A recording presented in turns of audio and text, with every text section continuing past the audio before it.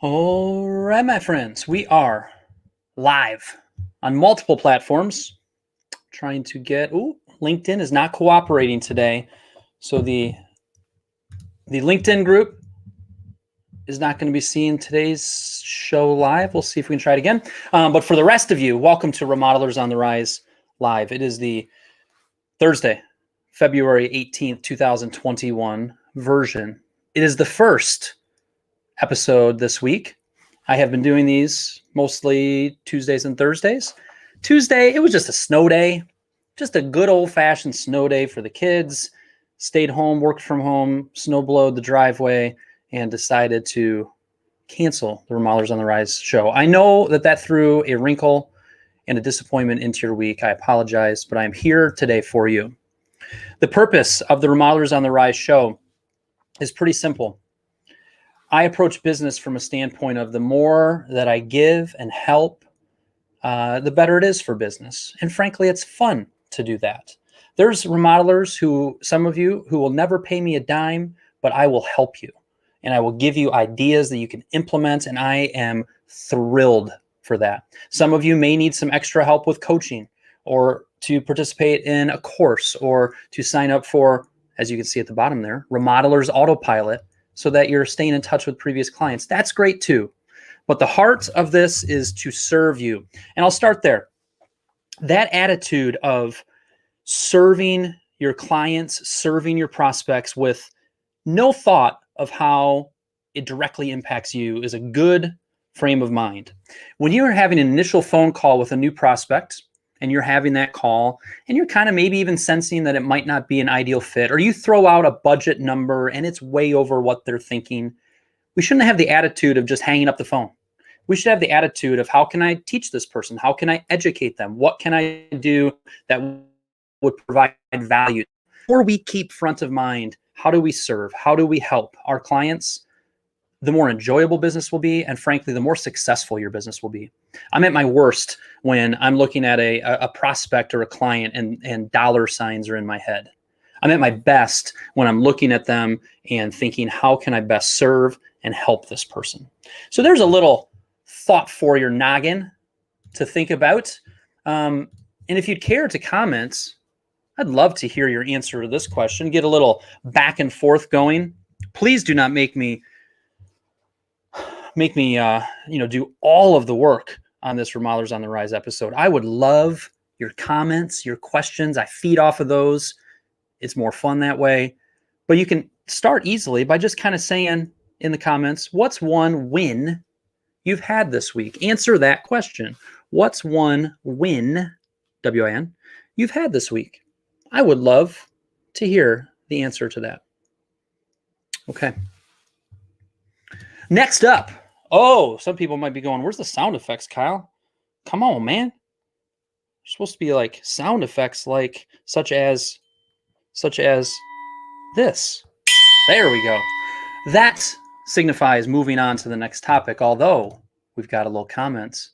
Oh, Laurel, you're about to torpedo in a good way the whole show because I'm going to talk about this. She says, we hired our new lead carpenter, ! Yes. Yes. So Laurel is with She Build. She's out west. Is it Oregon? Yeah, it's Oregon. Not Washington. I apologize to my Pacific Northwest. Washington and Oregon are kind of the same for me. Is that bad? I don't know. It probably is bad because if you're like, I don't know, Michigan, Ohio, aren't you up in the Midwest, Kyle? I'd be ticked because Michigan is far superior to Ohio. Can I get a comment or an amen on that?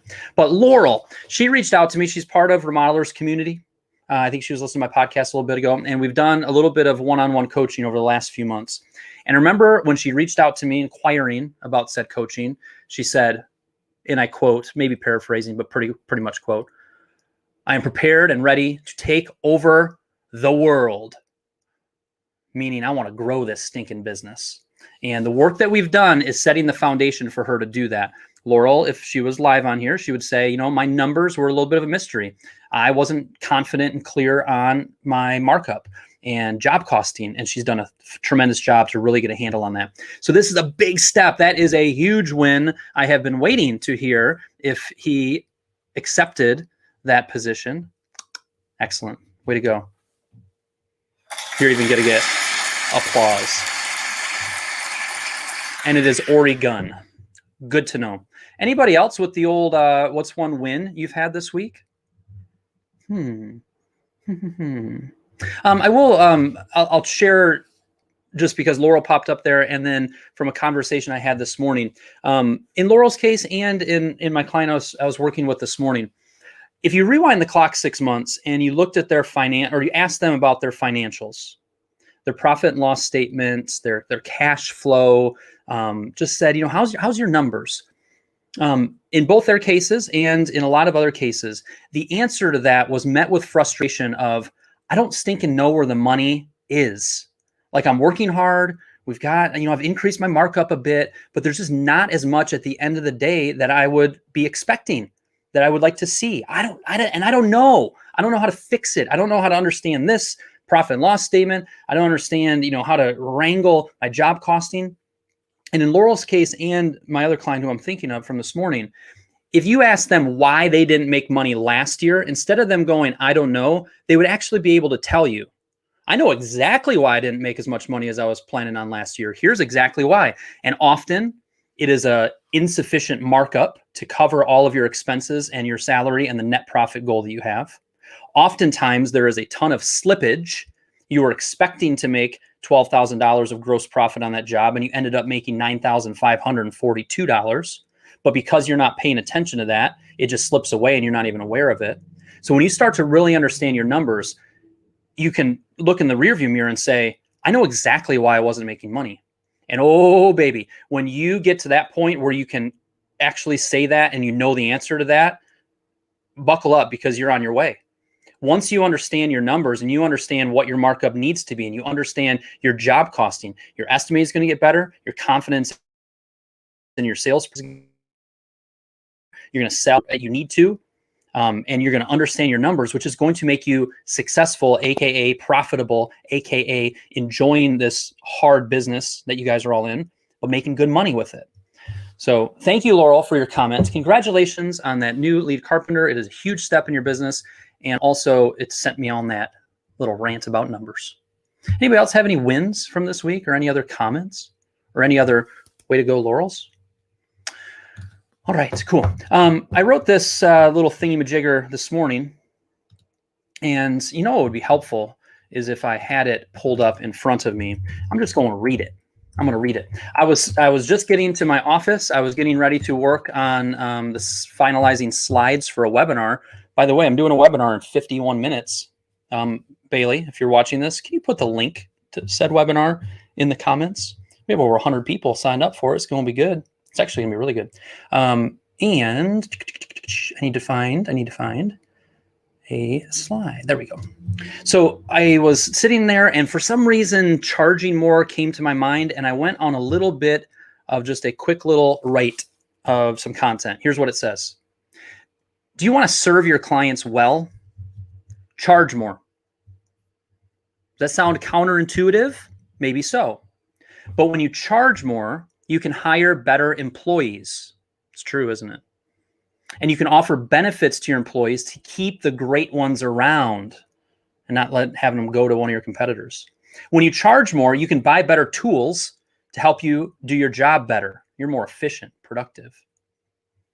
When you charge more, you can stay in business so that you can stand behind your work. That's always good. When you charge more, you can hire a designer/material selection person to help your client make all of their selections up front, so your client's project goes much more smoothly and stays on time and on budget. You want to serve your clients better? When you charge more, you can hire a business coach or buy training to help you improve your client experience and the process you walk your client through. When you charge more, not only are you serving your client better, but you're serving yourself and your family better by making more money for all of the hard work you're putting in. You might even take a nice little vacation and make some memories. Charge more so that you can serve well. I mean, I'm giving myself some applause for that, because that's just true.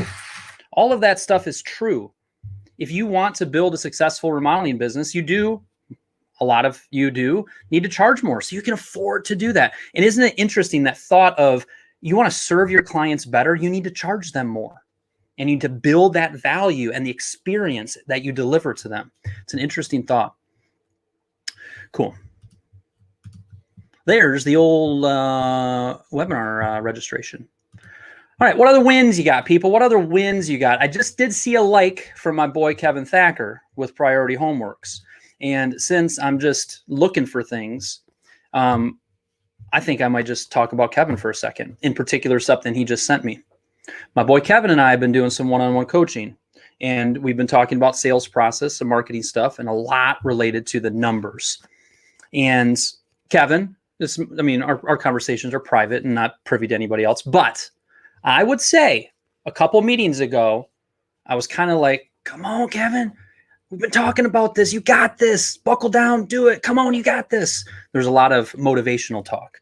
Oh, but you should see the man over the last week. He is digging into his job costs, and he is talking about how his estimated versus actual is looking. He's realizing some areas that he needs to tweak and improve his estimating. He's seeing some ways for him to streamline the pre-planning and how he's going about managing the projects. And he said the magic words in this email this morning that says, I think it's starting to click, Kyle. That's what I live for as a business coach. It's starting to click. It is. It is. Oh, you put me in a gear. Yeah, I was kind of yelling at you, actually. A couple of you saw me get feisty on a post on Remodelers community, and somebody's like, hey, I like Angry Kyle. And somebody said I should have like an alter ego. So I think what I might start doing is when I want to be angry, I'll turn my hat around. And then if you see me with my hat around on the video, you can rest assured, oh, he's yelling about something. He's fired up about something. I don't know anybody have an idea of a name for my alter ego? I'd love to hear that in the comments.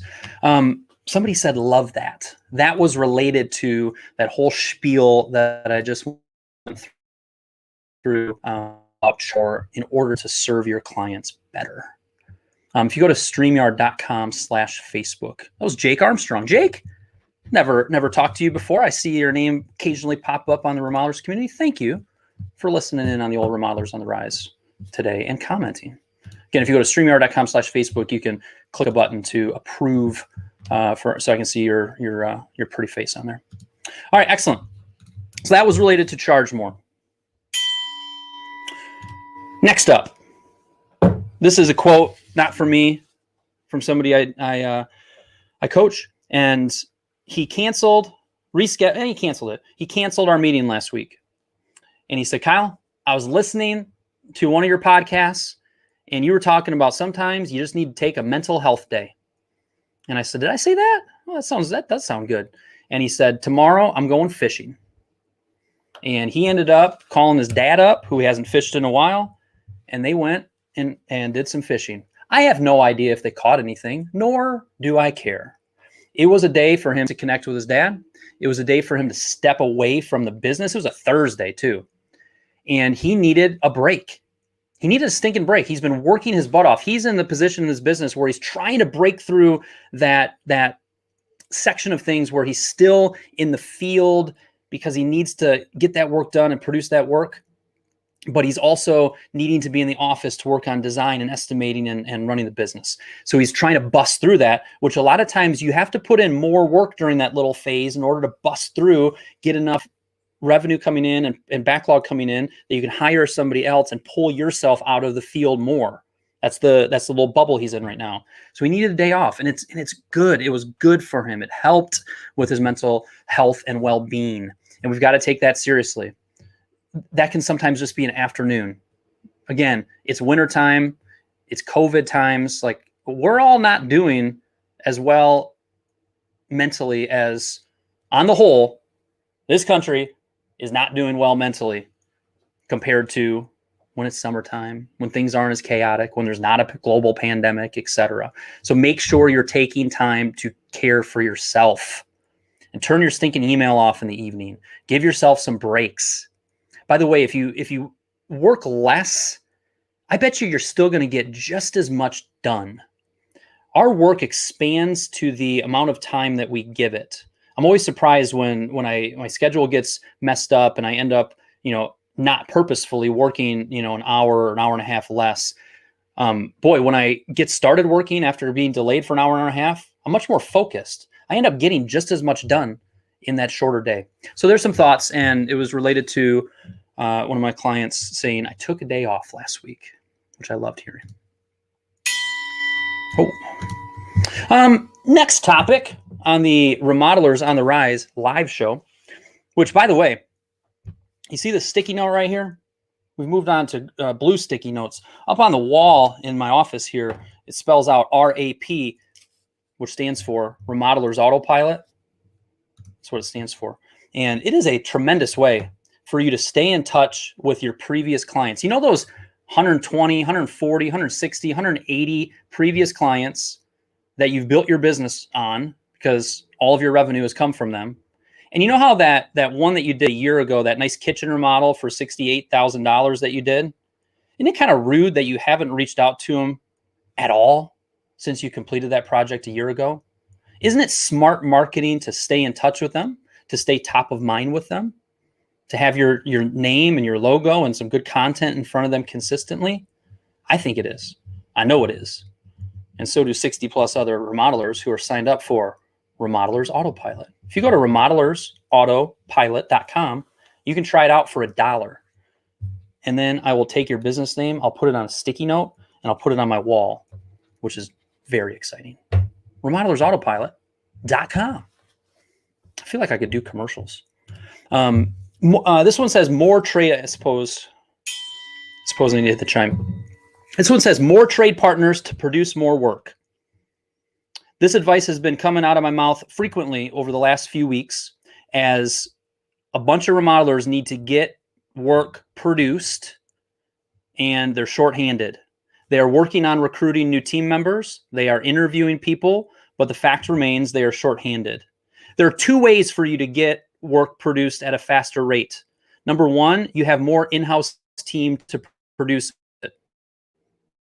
Whether that's you, whether that's adding to your team, you have more in-house help to produce the work. The second way is that you get more of your work completed and produced by trade partners. I know that you normally may take care of doing the tile work on a project. Well, guess what? If you found a trade partner to come in and do that tile work with the same crew that you have in the field, you would be able to produce another $4,000 of revenue this month. I know that you typically do the drywall on your projects, but if you could find a team to come in who specializes in drywall to do that work for you on that upcoming project, you're going to be able to, with the same crew, in-house crew, same number of team members, you're going to be able to produce another $6,000 of revenue this month. So again, there's two ways for you to be able to increase the amount that you are producing in the field each month, and that is either add to your in-house team or find more trade partners to complete more of the work. Okay, so that more trade partners produce more work. I think often remodelers are just focused on, I need more labor, and they're thinking of, I need to hire more labor and in-house and more in-house team. Oftentimes that's what's in your head. I want you to also be thinking of, okay, I'm going to continue to recruit and look for that new lead carpenter and look for that new helper. But in the meantime, I'm also going to get on the phone and call my electrician and say, hey, who do you know that does framing work? Hey, who do you know that does this? You're going to work your network and you're going to try to be introduced to some additional trade partners, or you're going to do what one of my clients did, is call a former employee who is running their own business now, but still is kind of a small operation. He's coming in to handle a big deck project that they have going on in the spring. Okay, so think through that, and think through in particular finding more trade partners, which will allow you to produce more work. Laurel says, specialized trade partners do better, faster work and keep my projects moving. That is very true, right? When you are specialized, let's use me as an example. If I was a business coach and I was a business coach for remodelers and lawyers and chiropractors, who else is out there? And I consult a little bit with churches like them. And then these people are like environmental engineering. If I was scattered like that and doing all these different things, I wouldn't be as valuable, right? My knowledge would be a little bit more surface versus deep. If you're jack of all trades and master of none, it's a little harder to be better, faster, and keep your projects moving. But boy, when you specialize in something, here's the punchline. When you specialize in something, a lot of times you can do it better and faster than if you're kind of jack of all trades, master of none. So to look at your team and look at your crew and figure out what are they the best at, and finding ways to support them in some of those other areas, the more that focused they are on certain tasks, the better they're going to be.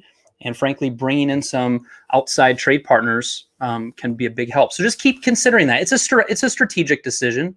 It's a strategic option. You know, there's not one way to go about this, but be thinking about it and maybe think differently about the labor challenges you have. The labor challenges are going to be here when we're talking on the Remodelers on the Rise show on February 18th, 2024. We're still going to be having some challenges with labor. So we've got to continue to experiment and try new things and be open to new things. Do you think I'm going to be doing this on February 18th, 2024? That's 3 years from now? You betcha. You guys ain't getting rid of me. This is my career. It's working with remodelers. Cool. We got 5 likes on today's show. Rob, hi. Nicole, hi. Heather, hi. Heather, instead of posting on your personal Facebook page about more snow, how about you go put some snow boots on and you frolic in the snow and you build a snowman? That's called making lemonade out of lemons, my friend. You understand? Either that or move to Florida, because Florida is the only place in the country that's hot right now.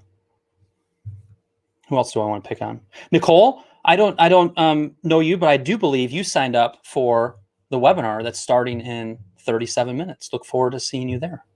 Even if you can't make it at 2 o'clock or at 2 o'clock Eastern for the webinar, feel free to sign up for it. And I'll send over the recordings. It's gonna be good. I'm talking about the final. Ooh, look at Heather. I did that and I got Michael with Snowball. So after the frowny phase, more snow Facebook post, even without my advice, she's like, you know what? We're going to go out there with some snowballs, had some fun. Excellent. That reminds me, sometimes I get home and I'm tired and I don't want to do anything. But putting a little extra effort in with the old kiddos and just having some fun, turns out it's fun to have fun. Brilliant, Kyle. Brilliant statement. But the webinar at 2 o'clock is on the final 5%. The final 5%. And it's around this concept of that final 5% of the project is extremely important. And it is really so much of that final 5% is how the client is going to remember you. Now, are we going to stumble over the finish line? Or are we going to soar across the finish line? It takes a lot of work. It takes a lot of effort. And it takes some thought in order to do that. So that's what the webinar is about coming up. Hey, Kyle, good stuff. We are definitely going the way of bringing on trade partners instead of employees. Yeah. You know, Robin, you've considered both, right? We've talked about that. You know, you've considered going the route of more team in the field. You know, you've thought through the trade partner side. And because you're doing that now doesn't mean that you're going to be doing that 3 years from now, but it makes sense for you right now. And I think you're also experiencing a little bit of what Laurel's experienced, is that specialized trade partners do better, faster work. You know, that you don't control as much. When I've got in-house team, you know, I can say, I need you here today, and they're going to be here today. With a trade partner, they could get tied up on something else. That's why we need multiple trade partners. And that is one of the risks that we have in subbing out some portions of our work. But there's a lot of pluses in that too. All right, rock and roll. Next one I had here. It says, move up the moment of truth. Move up the moment of truth. What are you talking about there, Kyle? What I'm talking about there is the moment of truth is when you finally have a frank and open and honest discussion with that remodeling prospect about budget. The budget that you think their project is going to be within the range of, and asking them question of, you know, what are you guys looking to invest in this project? Or do you guys have a budget in mind for this project? Moving up that moment of truth. Sometimes, if you've asked enough questions, if you've seen some photos, If you have asked enough questions where you have a clear picture in your mind of what their project looks like, even some other projects that you've done in the past that are similar in size and scope, even on that initial phone call you have, you can ask that question. What are you looking to invest in this project? I like for you to ask that question once you have that clear picture in your head and not before, because often you'll get, I don't know. That's why we're asking you, which, by the way, is a lie because they do have a number. But at that point, if you have a range in your head, you'll be able to say, well, based on what you're describing, based on my year's experience, and thinking of some projects that sound like it's similar in scope and size, your project's going to range anywhere from $75,000 to $125,000. And then you zip it.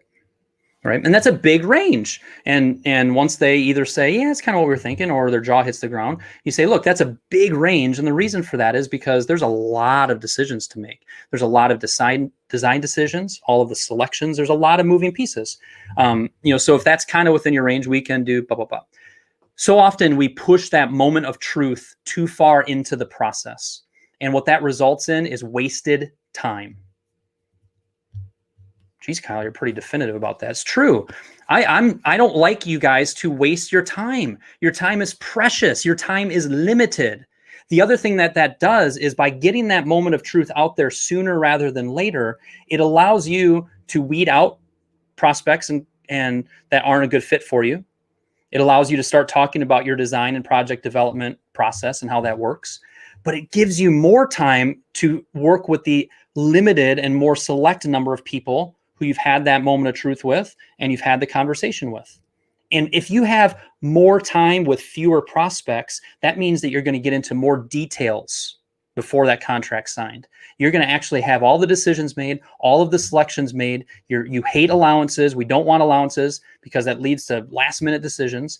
But if you're having that moment of truth further on where you're putting a bunch of work into the proposal and the scope of work and you haven't even talked about it yet, you're wasting your time. So if you're struggling with how to do that, reach out to me. I'll point you in the right direction. I've got free 45-minute trainings on YouTube. I've got a course around that topic. Just reach out if you're stuck on it or comment, and we'll see that. All right. Friends, that's today. Can you share with me, if you would, in the comments, what was a takeaway that you had from today? We have covered a variety of things. We chatted about a little bit of a win that some of you have had during the week. We talked about how charging more helps you serve your clients. Talked about how one of my clients took a day off. We need to be aware of our mental health. Talked about some strategy around hiring more in-house team versus trade partners. Talked about the moment of truth. This person says it's all about finding the right people, whether it's employees or trade partners. Yes, absolutely. And stop acting like that's not hard work.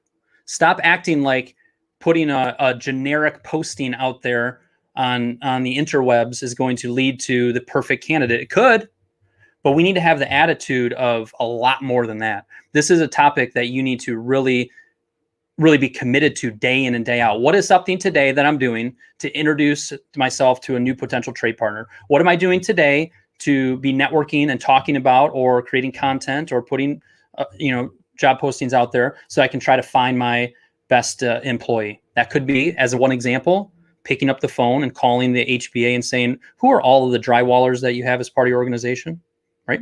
That could be going to your employees and texting your whole team and saying, I've got $1,000 for you guys. Who wants it? ? And then don't tell them why you're saying that. Everybody, all of a sudden, these guys that never text you back when you want them to, they'll be like, oh, I do. I'm doing. You get all these responses back. And then now that you've hooked them, this is brilliant, by the way. I just made this up. Now that you hooked them, you say, I have $1,000 for somebody that can introduce me to our newest teammate. After 90 days of them being on staff with us, there's a $1,000 check that I will be handing you. I need your guys' help to recruit. People, get out there and talk about us. It's a great place to work. Takeaway somebody had, take a day off. Bring your spouse and make it a date. Oh, I don't know who that is, but they're talking my language. Don't get me started on the importance of investing in our marriages, people. Who was that? Oh, Peter. Atta boy, Peter Rainey. Good work. All right, I got to go. I got to go prep for the webinar at top of the hour. Have a wonderful day. Reach out anytime. Sign up for Remodelers Autopilot if you haven't done that yet. It's $1 to try. I'll catch you later.